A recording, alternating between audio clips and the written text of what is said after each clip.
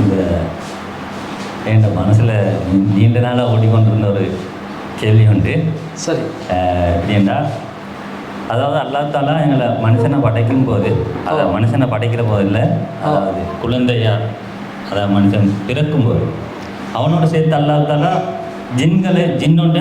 ஜின்னா செய்தானோட சாட்டி விட்டுறான். அப்படித்தானே?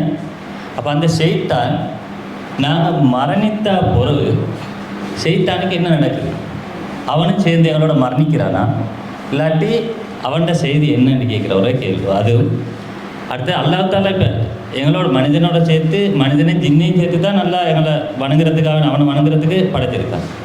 இந்த ஜின்னண்ட பிரிவு ஆரம்பத்தில் அல்லாஹ் படைச்ச அதே எண்ணிக்கையா, இல்லாட்டி அவங்களுக்கும் எங்களை மாதிரி மரணம் ஒன்று இருக்கிறதா?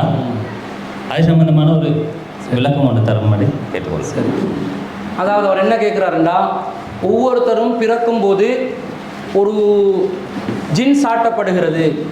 அந்த ஜின் ஒருவர் மரணித்த பிறகு அந்த ஜின்னுடைய நிலை என்ன? அவருடைய டியூட்டி முடிஞ்சு அவர் வேறு வேலைக்கு போயிடுவாரா, அல்லது அவருடைய அந்த மரணம் நிகழ்ந்து அவரும் மரணித்து விடுவாரா, தொடர்ச்சியாக ஒருத்தருக்கு சாட்டப்படுற அந்த ஜின்னுடைய அடுத்த கட்ட நிலை என்னன்றதும், ஜின்களுக்கு மரணம் ஏற்படுமா இல்லையா, அவர்களுடைய நிலை என்னன்னு கேட்குறாரு. ஒரு அடிப்படையை விளங்கி கொள்ளணும். மனிதர்களை படைக்கிற நேரத்தில் அல்லாஹ் தஆலா இந்த இப்லீஸ் என்றவனை அதுக்கு முன்பதாகவே அல்லாஹ் படைச்சிருந்தான். ஏன்னா சில செய்திகளை நீங்கள் பார்த்துருப்பீங்க. ஆதம் அலைஹிஸ்ஸலாத்தை அல்லாஹ் தஆலா படைச்சி அந்த வடிவமைச்சு வச்சிருக்கிற நேரத்தில் உயிர் ஊதுறதுக்கு முன்பதாகவே இப்லீஸ் ஷைத்தானுடைய தந்தையான இப்லீஸ் அவன் ஆதம் அலைஹிஸ்ஸலாத்துடைய அந்த வடிவத்தை பார்த்து, பல ஓட்டைகள் இருக்குமே, கண் இருக்கிற இடத்துல ஓட்டை இருக்கும், மூக்கு இருக்கிற இடத்துல ஓட்டை இருக்கும், காது இருக்கிற இடத்துல ஓட்டை இருக்கும், இதெல்லாத்தையும் பார்த்து ஓ ரொம்ப ஓட்டைகள் நிறைந்த ஒருவனை தான் இறைவன் படைக்க போகிறான் போல அப்படின்னு சொன்னதாக சில செய்திகள் எல்லாம் வருது. அப்போ இதிலிருந்து ஆரம்பத்திலேயே மனிதனை படைப்பதற்கு முன்பதாகவே அல்லாஹ் ஜின் இனத்தை சேர்ந்த ஷைத்தான் இனத்தில் இப்லீஸை படைச்சிட்டான். ஆரம்பத்திலிருந்து இருக்கிறான். ஆதம் அலைஹிஸ்ஸலாம் படைக்கப்படுகிறார்கள், ஹவ்வா அலைஹிஸ்ஸலாம் அவர்கள் படைக்கப்படுகிறார்கள். பிறகு இருவரும் சொர்க்கத்தில் குடியேற்றம் செய்யப்படுகிறார்கள். சொர்க்கத்தில் குடியேற்றம் படுவதற்கு முன்பதாகவே ரெண்டு பேருக்கு மத்தியில், மலக்குமார்களுக்கும் ஆதம் அலைஹிஸ்ஸலாத்துக்கும் மத்தியில் ஒரு கருத்து வேற்றுமை ஒன்று ஏற்பட்டு ஒரு போட்டி நடக்குது. அல்லாஹ் தஆலா ஆதம் அலைஹிஸ்ஸலாத்துக்கு பொருட்களுடைய பேரெல்லாம் கற்றுக் கொடுக்குறான். வஅல்லம ஆதமல் அஸ்மா குல்லஹா, எல்லா பொருட்களுடைய பேரை கற்றுக் கொடுக்குறான். இதெல்லாம் நடக்குது. அப்போ வானவர்கள் அதை சொல்ல மறுக்கிறாங்க. பிறகு அல்லாஹ் தஆலா சுஜூத் செய்ய சொல்கிறான், பணிய சொல்கிறான். இப்லீஸை தவிர மற்ற எல்லாரும் பணிஞ்சாங்கன்ட்டு வருது. அந்த இடத்துலேருந்து தான் முரண்பாடு ஆரம்பிக்குது. ஜின் இனத்தை சேர்ந்த இப்லீஸ் என்பவன் ஆதம் அலைஹிஸ்ஸலாத்துக்கு பணிய மறுத்த காரணத்தினால வழிகட்டு போகிறான். பிறகுதான் ஆதம் அலைஹிஸ்ஸலாம் ஹவ்வா அலைஹிஸ்ஸலாம் சொர்க்கத்துக்குள்ளே நுழைக்கப்படுறாங்க. இவன் வழி கெடுக்கிறதுக்காக போகிறான். இந்த இப்லீஸ் அல்லாஹ்விடத்தில் கேட்ட ஒரு சபதம் என்னென்று சொன்னால், அன்விர்னி இலா யௌமி யுபஅஸூன், இறைவா நீ மக்களை மீண்டும் எழுப்பும் நாள் வரைக்கும் எனக்கு அவகாசம் அளிக்க வேண்டும், எனக்கு டைம் தரணும், எனக்கு நேர காலம் வேணும். இப்லீஸ் அல்லாஹ் மௌத்தாக்கி விட்டான்டா, அவன் வேலைக்கு அவன் நேர காலம் கேட்டது கேள்விக்குறியாகும். அதனால் அவன் கேட்குறான், எனக்கு நேரம்தான், டைம் தான். அல்லாஹ் தஆலா இன்னக மினல் முந்தரீன், நீ அவகாசம் வழங்கப்பட்டவர்களில் ஒருவன். அப்போ உன் இனத்துக்கே என்ன செய்கிறேன்? சாகா வரம் கொடுக்கிறேன். இப்லீஸும் அவனுடைய சந்ததிகளும் தான் செய்தான். மனுஷனுக்கு சுஜூத் செய்யணும், பணியணும் என்ற கட்டளையை மீறின உடனேயே அபா வஸ்தக்பர வகான மினல் காஃபிரின், அவன் மறுத்தான், பெருமை அடித்தான், காஃபிரானான். அல்லாஹ் சொல்கிறான்.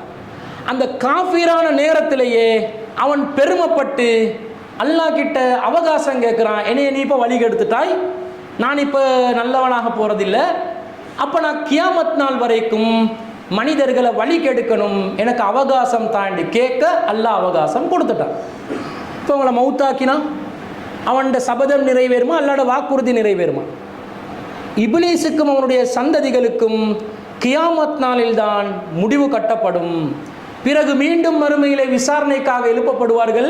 அதற்கு பிறகு எல்லா ஆக்களையும், இப்லீஸும் அவனுடைய சந்ததிகளையும் யாரெல்லாம் மனிதர்கள் அவனை பின்தொடர்ந்தாங்களோ அவங்களையும், யாரெல்லாம் சிலைகளாக வழிபட்டார்களோ அந்த சிலைகளையும், இணைகளாக வழிபட்டார்களோ அந்த இணைகளும் அனைவரும் நரகத்திலே போட்டு நிரப்பப்படுவார்கள்.